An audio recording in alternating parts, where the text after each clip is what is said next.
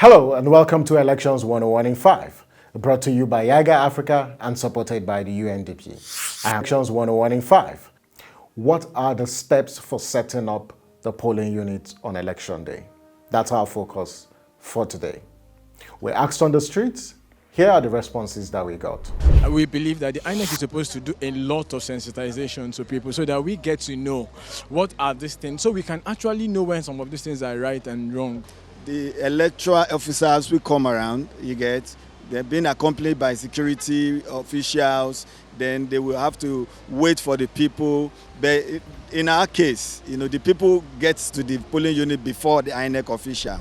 Lovely responses there. There are guidelines, that clearly outline the steps for setting up a polling unit on election day.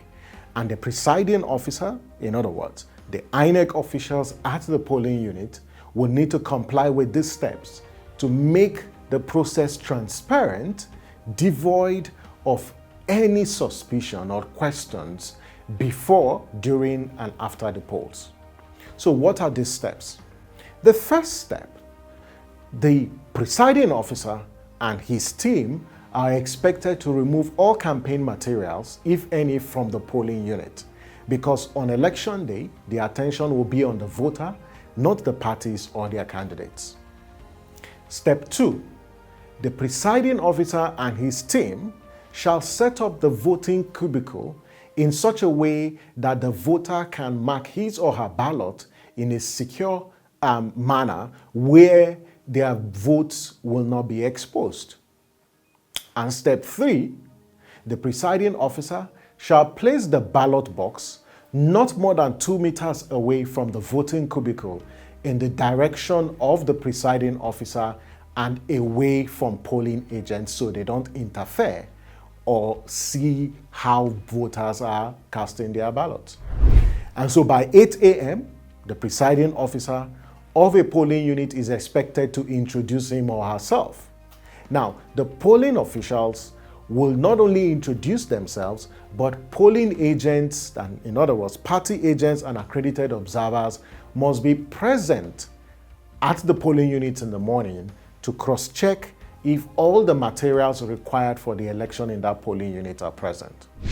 The next step is that the presiding officer shall invite the party agents as well as the accredited observers in that polling unit to observe the election materials that will be used for elections in that polling unit.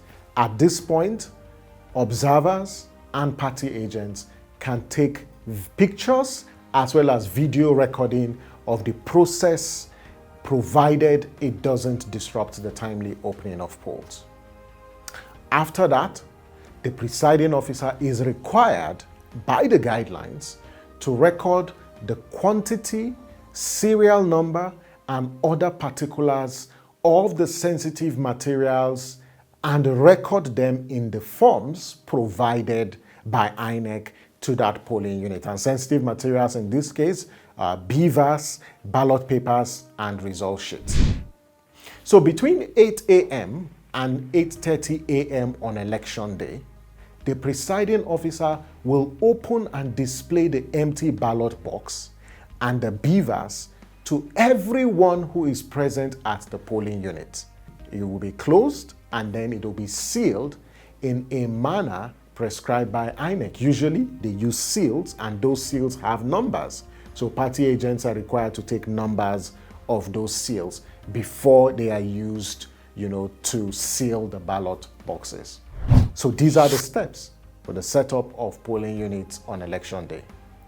That's Elections 101 in 5. Now you know the steps required for setting up a polling unit on election day. This is one information you require to ensure that you make your vote count on election day. You can watch previous episodes of Election 101 in 5 on our YouTube channel, YAGA Africa TV. You can also contact us using the social media handles displayed on your screen.